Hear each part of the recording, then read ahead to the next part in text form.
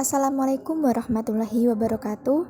Perkenalkan, nama saya Zulfa Afanada dari kelas TMT 3D dengan NIM 1262042031777. Pada kesempatan kali ini, saya akan menjelaskan sedikit materi tentang penemu konsep matematika.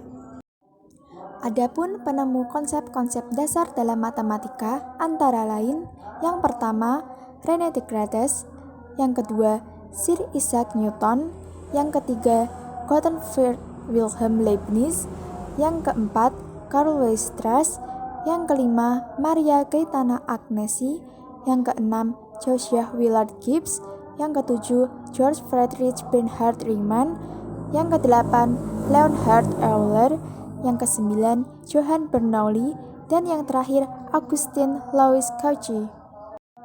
Yang pertama, René Descartes.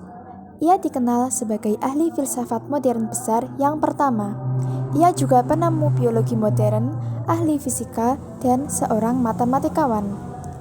Karya matematikanya yang paling berpengaruh adalah La Géométrie, yang diterbitkan pada tahun 1637. Di dalamnya, ia mencoba suatu penggabungan dari geometri tua dan patut dimuliakan dengan aljabar yang masih bayi.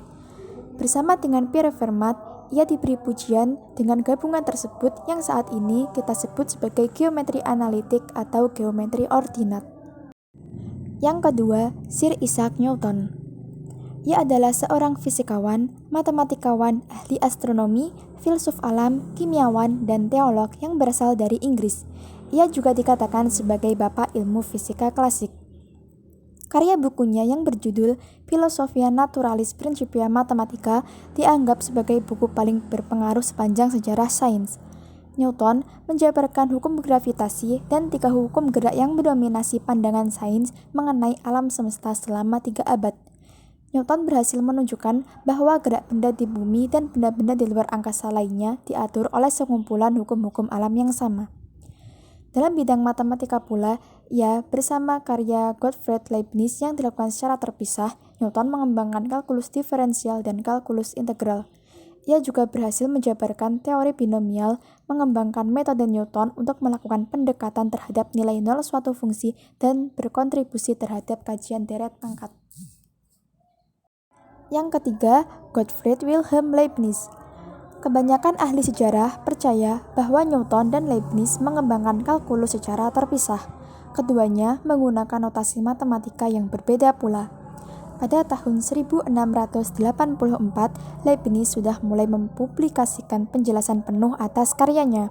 Notasi dan metode diferensial Leibniz secara universal diadopsi di daratan Eropa. Mungkin Leibniz adalah pencipta lambang-lambang matematika terbesar, sama halnya dengan lambang-lambang baku seperti dy per dx dan f untuk turunan dan integral. Istilah fungsi dan penggunaan secara konsisten dari sama dengan untuk kesamaan merupakan sumbangan lainnya. Kalkulus berkembang jauh lebih cepat di daratan Eropa daripada Inggris, sebagian besar disebabkan oleh keunggulan pelambangannya. Yang keempat, Karl Weierstrass. Ia mengembangkan teori lengkap tentang deret fungsi dan menyusun legitimasi operasi-operasi yang demikian sebagai pengintegralan dan pendiferensialan suku demi suku.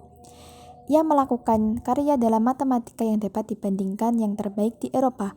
Beberapa hasil yang diterbitkannya memberinya undangan untuk lebih dulu mengajar di Technical Institute di Berlin, kemudian di Universitas Berlin. Dari sana pengaruhnya telah menyebar ke seluruh dunia matematika. Ia adalah seorang pemikir metodis yang cermat.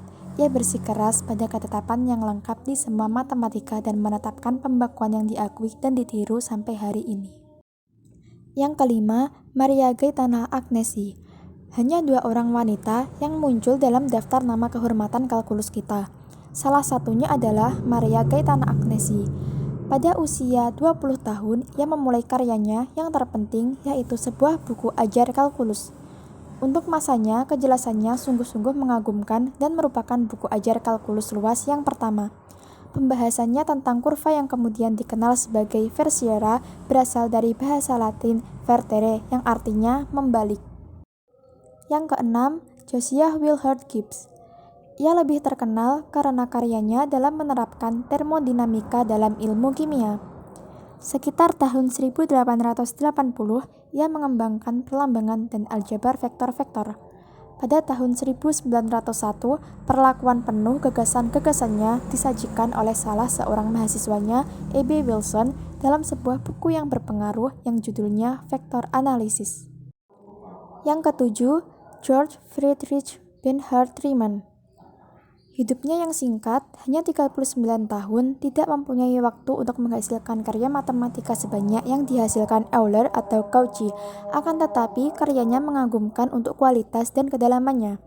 Salah satu karyanya dalam kalkulus adalah definisi modern tentang integral tentu yang kita kenal sebagai integral Riemann.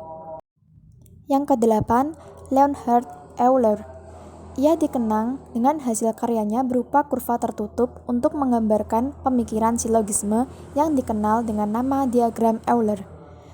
Ia menyumbangkan tulisan yang setara dengan 75 buku tentang matematika. Minat Euler terentang di semua matematika dan fisika. Sumbangannya pada kalkulus adalah fungsi-fungsi transenden. Tahun 1771, ia menderita kebutaan total. Namun, Euler terus menulis, bahkan jumlahnya hampir setengah dari total tulisan sebelum kebutaan. Selain di bidang fisika, ia membuat lompatan besar pada geometri analitik dan trigonometri, kalkulus, dan teori bilangan. Ia memperkenalkan fungsi beta dan fungsi gamma, serta faktor integrasi untuk persamaan diferensial. Yang kesembilan, Johann Bernoulli. Setelah Newton dan Leibniz, Johann dan saudaranya merupakan perintis yang terpenting dari kalkulus. Walau demikian, mereka juga tetap saling berkomunikasi dengan Leibniz tentang matematika. Keluarga Bernoulli menangani semua jenis masalah dasar dalam kalkulus, termasuk titik-titik balik, panjang kurva, deret tak hingga, dan teknik-teknik pengintegralan. Dan yang terakhir, Augustin Louis Cauchy. Sumbangan-sumbangan matematisnya cemerlang dan mengejutkan dalam jumlahnya. Walaupun kalkulus diciptakan pada akhir abad ke-17, dasar-dasarnya tetap kacau dan berantakan sampai Cauchy dan rekannya mengadakan ketelitian baku. Kepada Cauchy kita berhutang pemikiran tentang pemberian dasar kalkulus pada konsep limit. Sekian penjelasan materi dari saya. Apabila ada kurang lebihnya, saya mohon maaf yang sebesar-besarnya. Terima kasih. Wassalamualaikum warahmatullahi wabarakatuh.